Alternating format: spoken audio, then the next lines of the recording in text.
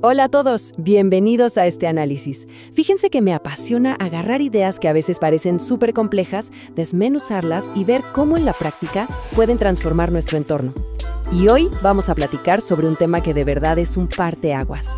Basándonos en un excelente artículo editorial, vamos a explorar cómo el ahorro infantil en México necesita dar un giro de 180 grados, dejar de verse como un simple producto financiero aburrido y convertirse en una herramienta vital de política pública.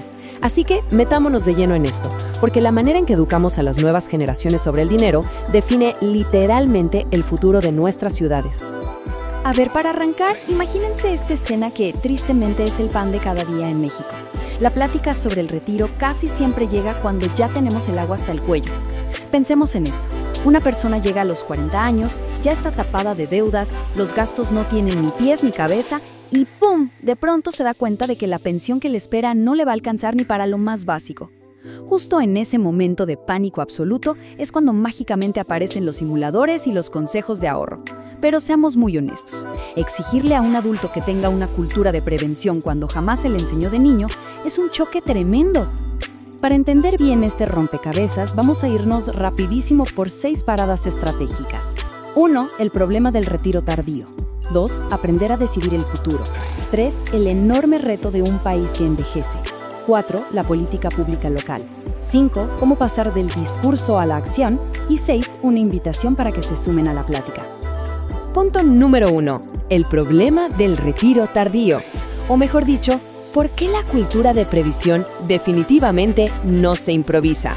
Literalmente tenemos 2 caminos, y este es el conflicto central. Por un lado, podemos seguir con la visión súper limitada de hoy, tratar la famosa Afore para niños como un trámite X, una cuentita de banco que abrimos y echamos al olvido hasta los 40 años. O, por el otro lado, podemos verla como lo que realmente debería ser, un instrumento pedagógico de primer nivel. Es la excusa perfecta para sentarnos en la mesa familiar, en el salón de clases o en el municipio, a hablar en serio sobre qué significan el tiempo, el dinero y nuestro futuro. La pregunta del millón es, ¿vamos a aprovechar esta herramienta o la vamos a dejar arrumbada en un cajón? Pasamos al punto 2, aprender a decidir el futuro. Porque, a ver, ahorrar es muchísimo más que ir metiendo monedas a un cochinito. Cuando logramos que un niño entienda el concepto del ahorro, en realidad le estamos dando una clase magistral sobre toma de decisiones. Es como un gimnasio para el carácter. Aprenden a esperar, aprenden a establecer prioridades. O sea, entienden que elegir una cosa significa a fuerza renunciar a otra. Se fijan metas y empiezan a medir las consecuencias de sus actos. De pronto, el dinero cobra una dimensión de tiempo y se dan cuenta de que no todo en la vida es la satisfacción inmediata. Es una formación integral, de verdad. Y por eso me encanta esta frase del texto original, porque da en el clavo por completo. El ahorro infantil no forma ricos, forma ciudadanos con horizonte.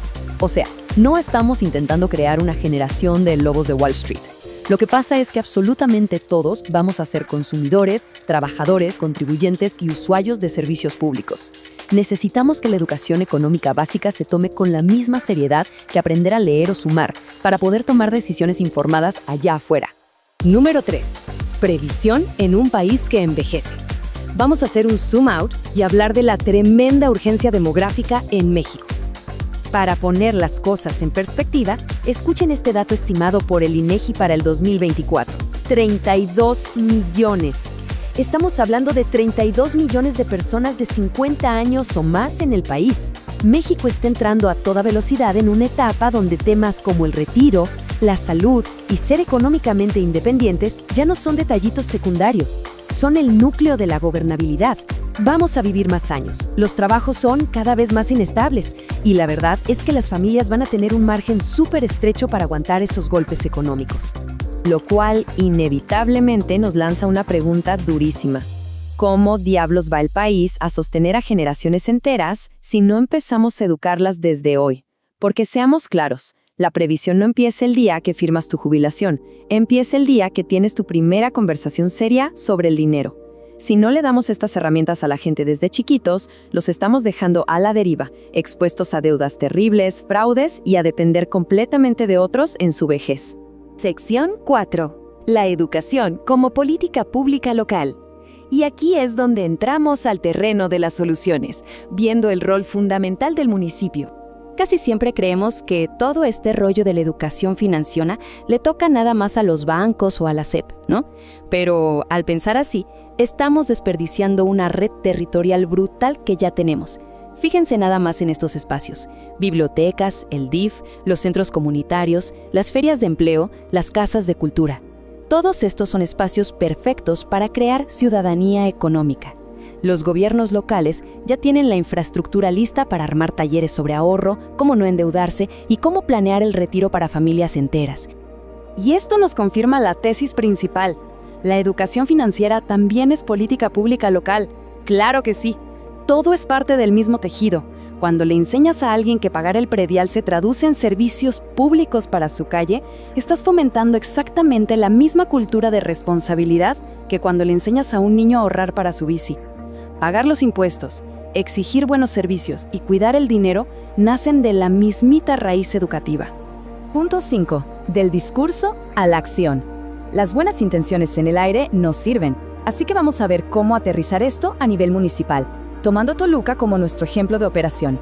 A ver, para que todo esto no se quede en promesas de campaña, se requiere disciplina operativa. Necesitamos un tablero municipal clarísimo, con métricas. Primero, medir tiempos de respuesta. Segundo, detectar cuáles son las zonas críticas del municipio. Tercero, mapear quiénes le entran al quite: escuelas, bancos, líderes vecinales. Cuarto, y esto es clave, calcular cuánto nos va a costar no hacer nada frente al envejecimiento. Y quinto, proyectos amarrados con presupuesto para ejecutarse en 12 meses. Sin este tablero, todo es pura plática. Al final del día, convertir toda esta agenda en decisiones que podamos ver y tocar en el municipio es justo lo que separa a una ciudad que solo reacciona a los bomberazos de una que realmente gobierna y planea. Requiere sentarse a hablar con la verdad, con las empresas y las universidades. Si no podemos comprobar que la educación financiera está ocurriendo hoy en las calles, siempre vamos a llegar tarde. Hay que ponernos las pilas antes de que la bomba demográfica nos estalle en las manos. Y bueno, llegamos al último punto de nuestro recorrido. Únete a la conversación, porque los datos son claros. El futuro se educa hoy. Quiero dejarles esta pregunta sobre la mesa para que le den unas cuantas vueltas. ¿Vamos a seguir tratando el tema del retiro y el futuro económico como un dolor de cabeza exclusivo de los adultos que ya no ven la salida? ¿O por fin nos vamos a atrever a educar en la previsión desde la infancia? La famosa Afore para niños no es solo abrir una cuenta y ya. Es la gran oportunidad de enseñarles a las nuevas generaciones a tomar decisiones que su yo del futuro, créanme, les va a agradecer infinitamente. Y bueno, la plática no tiene por qué terminar aquí. Al final de este programa, la verdad queremos saber qué opinan, déjenos sus comentarios y escríbanos. Además, invitamos a todos a darle clic al botón de me gusta y a suscribirse a nuestro canal de YouTube para que no se pierdan los próximos análisis.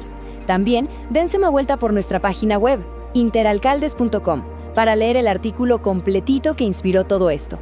Y por supuesto, síganos en nuestras redes sociales. Estamos en Facebook, en X y en LinkedIn como Revista Interalcaldes. Muchísimas gracias por acompañarnos hoy y por interesarse en el futuro de nuestras ciudades. Nos vemos en la próxima.